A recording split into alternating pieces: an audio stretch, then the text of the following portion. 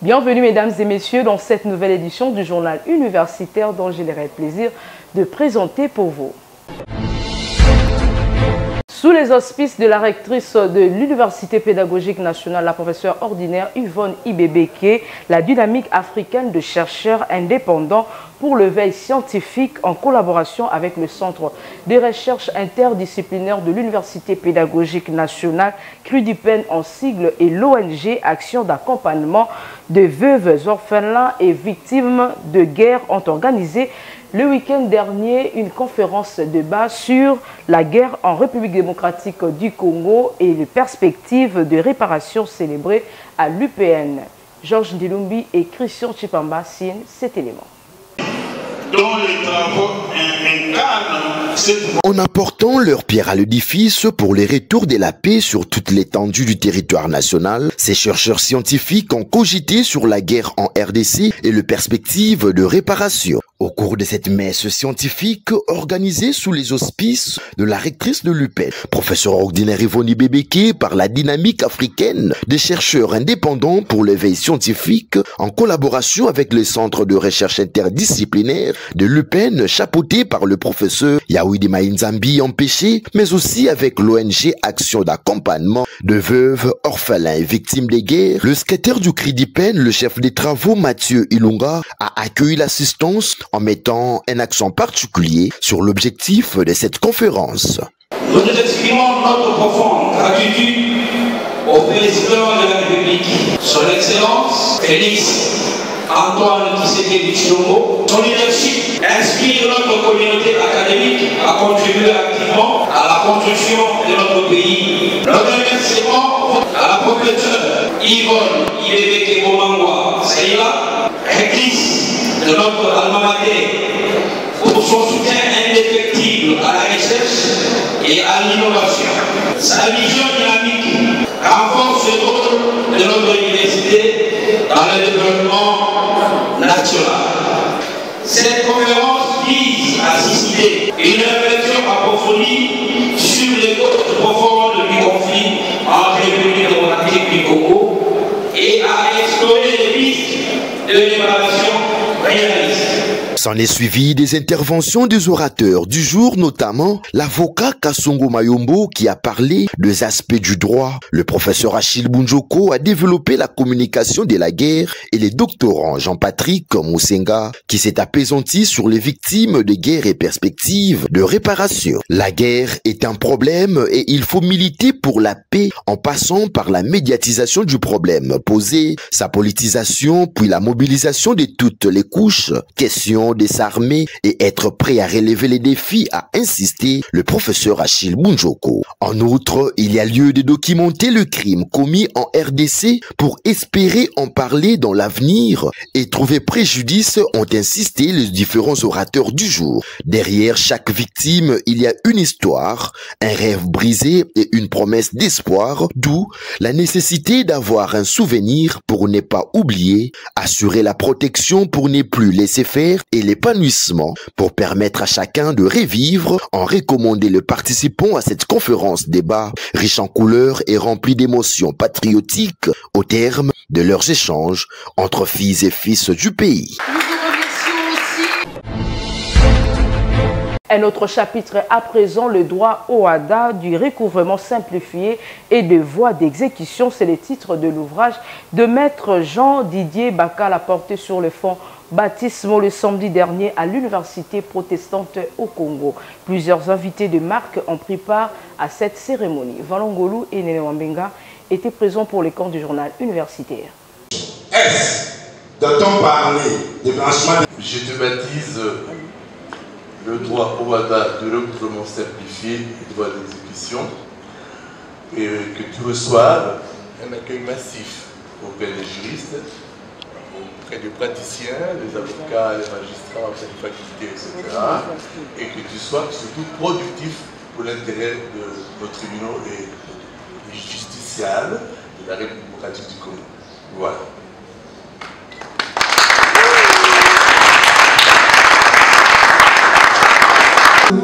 C'est le professeur ordinaire Roger Ondende Abindia, premier doyen de la faculté de droit de l'Université protestante au Congo, IPC, qui a procédé au baptême officiel de l'ouvrage de maître Jean-Didier Bakala Dibansila, chercheur en droit et avocat au barreau près les cours d'appel de Kinshasa Matete et du Congo central, intitulé « Le droit au ADA du recouvrement simplifié et des voies d'exécution ». Cet ouvrage apporte une contribution significative dans le domaine du droit au ADA. Tour à tour, 4 intervenants se sont succédés pour commenter et saluer la pertinence de ces livres qui vient d'enrichir la littérature juridique spécialisée. Prenant la parole, maître Jean-Didier Bakala, auteur de l'ouvrage, a souligné devant l'assistance que le recouvrement et les voies d'exécution représentent l'une des matières les plus exploitées de la législation OADA. Il a précisé que ce livre a le mérite d'aborder de manière concise, claire et pratique non seulement la procédure simplifiée du recouvrement telle que l'injonction de payer et l'injonction de livrer, mais également le régime général et spécifique des voies d'exécution.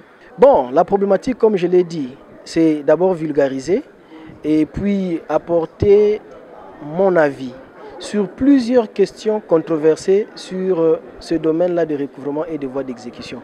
Parce que si on vous dit que c'est une matière qui regorge la grande partie du contentieux devant les cours et tribunaux, simplement c'est parce que c'est technique, c'est abondant. Et il y a une nécessité de pouvoir aider les juges qui tranchent de ce contentieux-là sur l'interprétation de certaines dispositions. Nous avons pris position, nous avons éclairé certaines dispositions dont l'interprétation parfois paraît obscure et nous pensons avoir apporté notre contribution sur cet aspect. Bon, recommandation, c'est que je vais interpeller la Commission nationale OADA, qui est un service technique du ministère de la Justice en matière de l'OADA, pour vulgariser les formations. Il faut faire les formations, former les professionnels, surtout nos magistrats, ceux de Kinshasa, mais aussi ceux de l'arrière-pays, ceux qui sont dans les provinces, parce qu'on se rend compte que ces magistrats ne sont pas suffisamment informés. C'est ce qui fait que parfois nos décisions ne puissent pas résister devant les juridictions supérieures qui sont saisies en termes de recours. Donc, publié aux éditions Juristes africains, Jirizaf, l'ouvrage compte 303 pages et préfacé par le professeur Matadinenga Gamanda. Il est disponible à l'IPC en ligne et se vend au prix de $50 américains. Il est là disponible pour dédicacer en tout cas, occasion exceptionnelle, le droit au ADA. Parlons à présent du forum organisé par la Chambre des commerces et d'industrie Afrique RDC sur l'agro-industrie RDC 2025, défis et opportunités pour une économie résiliente. Objectif de cette rencontre était d'encourager les entrepreneurs dans l'exercice de leurs activités. C'était le week-end dernier dans la salle des conférences du ministère des Affaires étrangères. Reportage signé Opkiakou et Nene Wambinga. Plusieurs entrepreneurs venus des différentes provinces de la République démocratique du Congo ont pris part à ce forum axé sur l'agro-industrie RDC 2025, défis et opportunités pour une économie résiliente organisée par la Chambre des commerces et d'industrie Afrique RDC. À l'aube d'échange, un premier panel a porté sur les secteurs industriels en RDC, opportunités, parafiscalité et accompagnement gouvernemental. Des intervenants ont ouvert le débat aux côtés du président national de la CIA RDC, Gabi Kalumba, qui a relevé les nombreuses opportunités qu'offre le secteur agro-industriel congolais grâce à l'abondance de terres arabes, à la diversité climatique favorable à une grande variété de cultures et à la grande croissance en produits transformés tant sur le marché local qu'international. Prenant la parole en son tour, M. Joseph, directeur au ministère de l'économie, a rappelé que l'État a le rôle fondamental dans la création d'un environnement propice au développement industriel. Cela passe par la mise en place de politiques incitatives, d'infrastructures adaptées et de mécanismes d'appui technique et financier à destination des entrepreneurs. Après une série de questions et réponses, un second panel s'est ensuite tenu autour de sous-thèmes l'industrie agroalimentaire et l'emballage, rôle, enjeux et opportunités. Il a été animé par l'expert en économie Al Kitenge, également directeur général de l'hôpital général de référence ex-Mamayemo, et par Madame Yolande Yongo, représentante de la Fondation Sungaya Congo. À l'issue de ces échanges jugés, riches et constructifs, le président de la CRDC est revenu sur les grandes lignes abordées au cours de ces forums. Nous, on a voulu mettre un accent sur une matière qui touche à la sensibilité de la vie économique de la nation. Et donc, nous sommes certains que c'est un écho favorable que nous avons lancé aujourd'hui. Et pour la réussite, je compte sur le concours de tous les entrepreneurs ici présents et je pense le concours aussi de tous les acteurs qui ont participé à ce forum. Maintenant, le message, je le lance premièrement aux jeunes, parce que ce sont l'avenir de demain. Je les demande de pouvoir avoir une conscience qui va dans le sens de pouvoir donner à la nation ce dont elle a besoin, dans le sens de produits et services. J'aimerais appeler les jeunes à l'entrepreneuriat, mais aussi demander à toute personne qui a une entreprise, qui produit, qui est dans l'agriculture, dans la pêche, de pouvoir chercher à nous contacter pour qu'ensemble, on essaie un peu de mettre en lumière la grandeur de la République démocratique du Congo. La journée s'est clôturée par une visite des stands d'exposition où plusieurs entrepreneurs ont partagé leurs expériences avec le visiteur.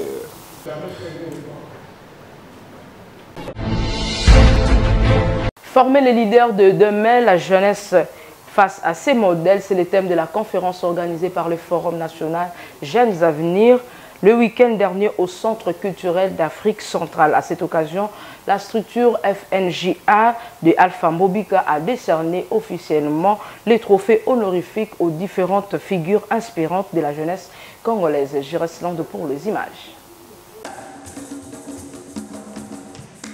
Cette conférence organisée par le Forum national de Jeunes Avenir sous la coordination d'Alpha Mobika est une véritable source de motivation et de réflexion pour tous les participants sur plusieurs sujets sociétaux. De ces faits, quelques figures inspirantes, les experts nationaux et internationaux ont développé des thématiques relatives à l'impact du leadership sur le développement personnel, l'éthique et la conscience citoyenne, la culture, la spiritualité et la persévérance. L'aspect qui a été retenu comme principal aujourd'hui, c'était l'aspect du leadership.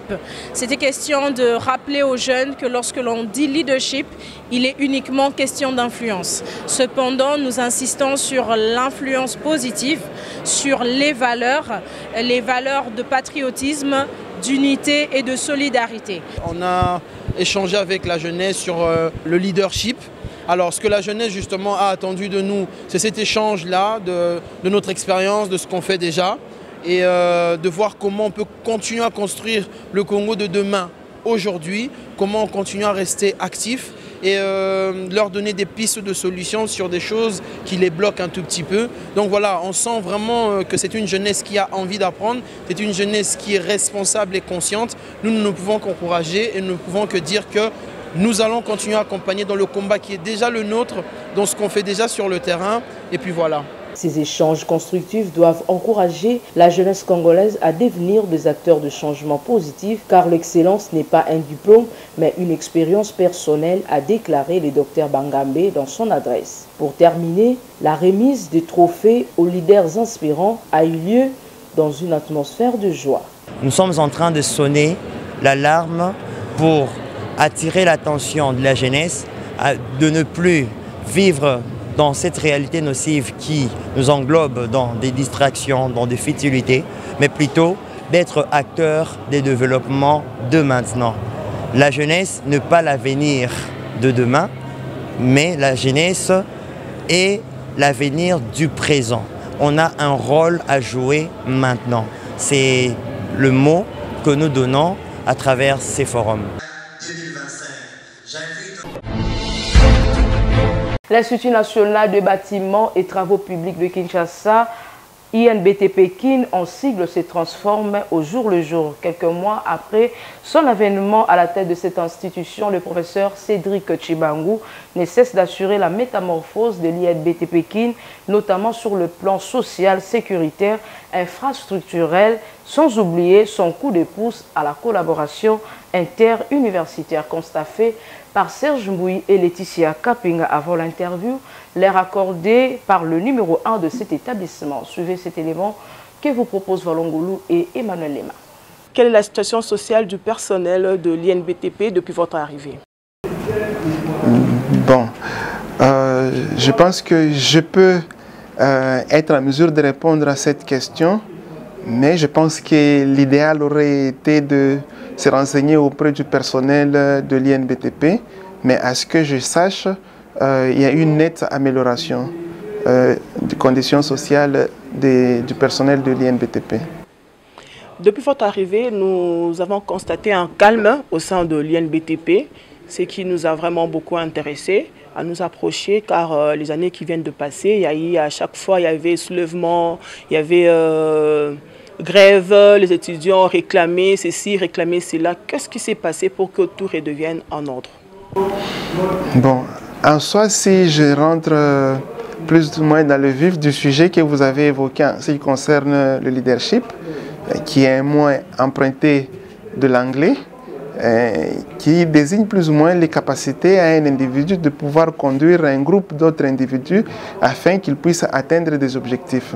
Donc je pense que la gestion de la chose publique, surtout la gestion lorsqu'on est avec du personnel à la fois scientifique, académique et administratif, c'est qu'il faudrait ensemble, au niveau de l'établissement ou bien au niveau de la structure, que nous puissions définir les objectifs à atteindre. Je pense que aussi longtemps que vous ne définissez pas les objectifs à atteindre, tout ce que vous aurez à mettre en place comme politique de gestion seront nuls.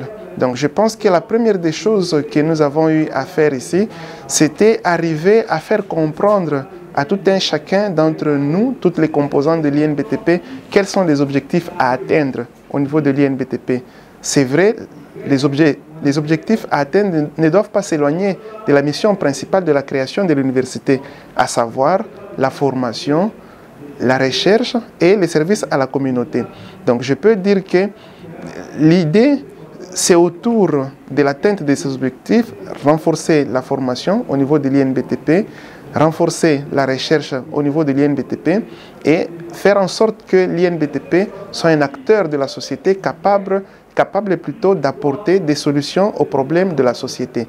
Et je pense que pour que nous soyons en mesure de faire tout cela, nous devons améliorer les différents secteurs de l'université, notamment les conditions de vie des travailleurs, notamment la prise en charge des étudiants, à la fois une prise en charge scientifique, mais aussi une prise en charge morale, mais également aussi une autodiscipline au niveau de nous qui sommes gestionnaires. Donc je pense que ce sont les éléments aujourd'hui, on continue à y travailler, ce sont ces éléments qui nous ont permis dans un premier temps de pouvoir arriver à faire quoi? Arriver à atteindre ce que vous voyez aujourd'hui comme résultat.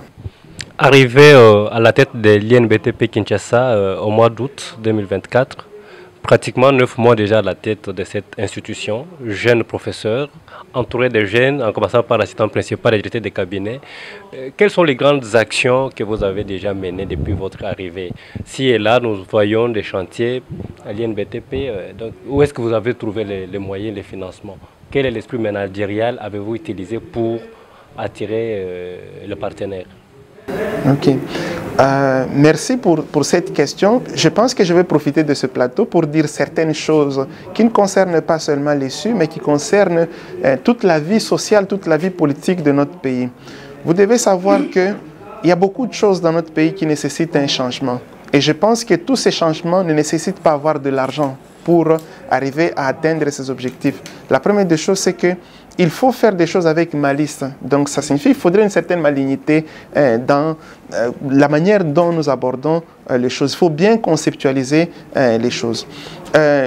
J'ai promis aux agents de l'INBTP, je pense lors de notre dernière assemblée générale, j'ai promis aux agents de l'INBTP que je ne vais plus continuer à pleurer sur ce que j'ai trouvé comme sort de l'INBTP. Je ne vais plus continuer à pleurer sur ce que j'ai trouvé comme situation de l'INBTP. Mais si aujourd'hui, je dois revenir sur quelques éléments, c'est tout simplement parce que vous avez posé cette question, parce que j'ai eu marre de me plaindre et je me suis dit qu'il faudrait que je me batte comme un homme. Donc, pour respect, puisque vous êtes fils maison de l'INBTP, c'est pourquoi il y a le calme total? Bon, il y a ça, ce que je connais étant fils maison, étant jeune aussi, je connais les besoins des jeunes, parce que moi-même je le suis. Étant fils maison, je connais les besoins de l'école, pour vous dire que j'ai gravi tous les échelons presque au niveau de cet établissement. J'ai commencé par être étudiant à partir de la préparatoire jusqu'en dernière année. Et je pense que je n'ai jamais eu honte de le dire. Depuis que je suis en première année ici à l'INBTP, j'ai été meilleur étudiant, meilleur de ma promotion de la première jusqu'en dernière année. Jusqu'à devenir professeur et directeur général aujourd'hui. Oui, donc j'ai été étudiant, j'ai été chef de promotion, j'ai été ministre de la Justice, j'ai été désigné ministre de la Justice de la coordination des étudiants parce que les gens ont vu que j'étais peut-être plus sage que certains de mes collègues. J'ai été porte-parole des étudiants, j'ai été secrétaire facultaire, donc secrétaire académique au niveau de la faculté. J'ai été doyen de faculté, j'ai été président du jury avant de devenir directeur général. Donc je connais plus ou moins tous les mots à ces différentes échelles. À ces différentes échelles, je connais tous les mots à ces différentes échelles. Donc connaissant tous les mots que l'on rencontre à ces différentes échelles, je pense que j'avais l'occasion de pouvoir faire mieux. Parce que ce que j'ai vécu, c'est pour moi une leçon. J'ai compris quelles étaient les failles dans la manière de faire et qu'est-ce qu'il fallait pour apporter sa pierre à l'édifice. Donc, si je veux répondre comme je disais, il fallait arriver à conceptualiser ce qu'on veut. Je pense qu'il y avait des défis en ce qui concerne la formation des étudiants. Mais pour arriver à relever les défis sur la qualité de la formation des étudiants, je pense qu'à l'INBTP, nous cherchons à nous appuyer sur la formation des formateurs. Donc aujourd'hui, je peux vous dire que l'INBTP compte au moins une dizaine d'enseignants, assistants, chefs de travaux, qui sont en pleine formation pour qu'ils deviennent des professeurs à thèse, donc des docteurs. Dans quelle institution? Nous avons premièrement une vague d'au moins 4 personnes qui sont à Mons, à l'université de Mons. J'ai quelqu'un qui est en Russie et j'ai 3 personnes qui sont à l'école polytechnique de Madrid, donc l'université polytechnique de Madrid. J'ai quelqu'un qui est à l'université Clermont-Ferrand en France.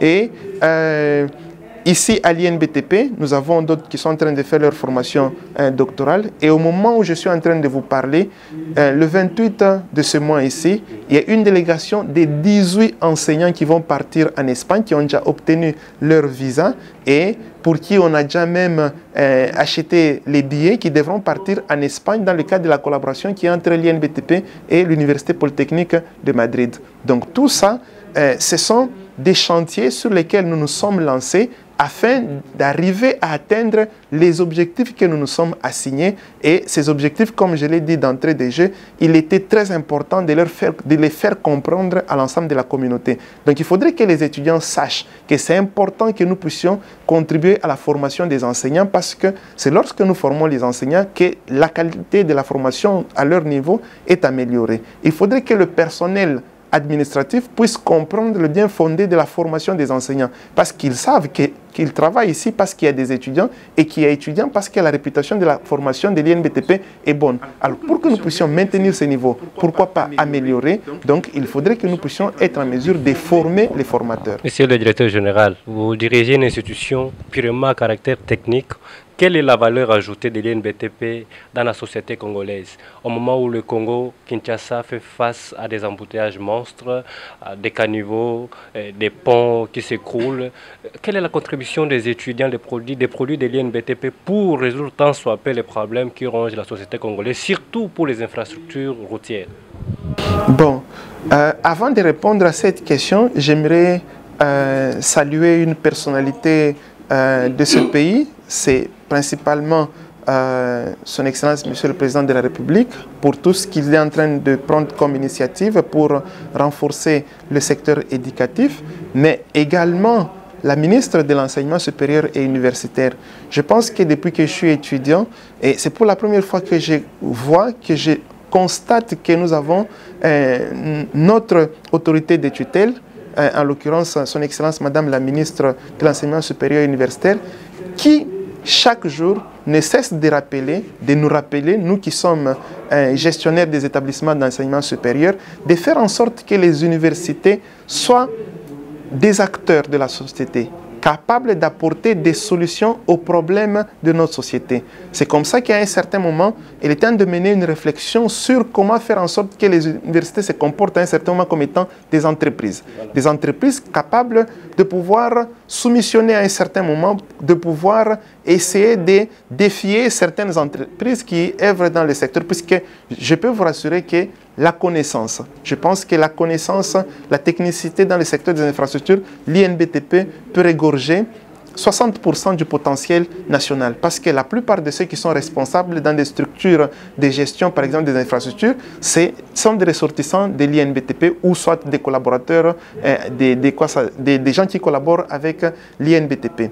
Maintenant, par rapport à la question que vous venez de poser, je pense que vous avez constaté, ici à l'INBTP, nous avons constaté par exemple, je prends des exemples concrets, nous avons constaté que le chef de l'État a mis des moyens pour que nous puissions avoir ce beau cadre, les bâtiments, la réhabilitation de ces bâtiments et la construction de nouveaux auditoires. Mais je pense que pendant très longtemps, pendant plus de 10 ans, pendant plus de 15 ans, quand vous veniez à l'INBTP, les restaurants, c'était des tôles de récupération qui étaient utilisées pour faire des restaurants, à construire des restaurants. Mais c'est vrai, ces gens le font pas par plaisir, c'est parce qu'ils sont en difficulté. C'est leur seule possibilité peut-être de trouver de quoi nourrir leur famille. Mais nous, on a essayé peut-être de répondre à cette préoccupation, de donner du travail aux gens, mais aussi d'être rationnel parce qu'on ne peut pas vivre dans un tel contraste. D'un côté, il y a des nouveaux bâtiments qu'on a construits et de l'autre côté, il y a des restaurants en tôle en matériaux de récupération. Et qu'est-ce qu'on a fait? La première des choses, c'est qu'on a fait sortir tous ces gens à l'extérieur. Pour le moment, si vous sortez, ils sont à l'extérieur en train de se débrouiller sur la route. Mais pendant ce temps, nous sommes en train de construire des restaurants. Donc, juste peut-être après, vous passerez là derrière, vous allez trouver qu'il y a au moins 7 box, 7 restaurants qui sont en train de construire et aménager un espace que l'on va couvrir pour permettre à tous les étudiants ainsi que les personnels de l'INBTP qui pourront aller se restaurer à cet endroit. En ce qui concerne aussi les autres services qui accompagnent la vie universitaire, c'est notamment l'impression, la photocopie, le papier, tout ça. On avait un marché, mais tous ces gens, ils venaient avec des équipements, des tables un peu disproportionnées. Une table grande, l'autre petite, celui-là c'est un tabouret, la table qui plie à gauche, qui plie à droite. Et à tous ces gens aussi, on a demandé de quitter, ils sont sur la route, mais pendant ce temps, on n'a pas croisé les bras. On est en train d'aménager un espace où on va bétonner et définir un prototype de table qu'ils devront tous utiliser pour rentrer ici à l'INBTP. Tout ce qu'on veut, c'est quoi? C'est que de l'autre côté, la formation, mais aussi les milieux dans lesquels nous évoluons, que ce soit un milieu sain, que ce soit un milieu qui inspire. Donc, ce sont des aspects concrets de mode de gestion, de mode de gouvernance que nous essayons d'impulser ici au niveau de l'INBTP. C'est la fin de cette édition, mesdames et messieurs. Merci de prêter attention à notre présentation. Derrière la caméra, Christian Chipamba, réalisé par Emmanuel Lema, toujours sous la coordination de l'honorable André Mouchongo Machara. Quant à moi, je vous dis au revoir et bonne suite de programme chez vous.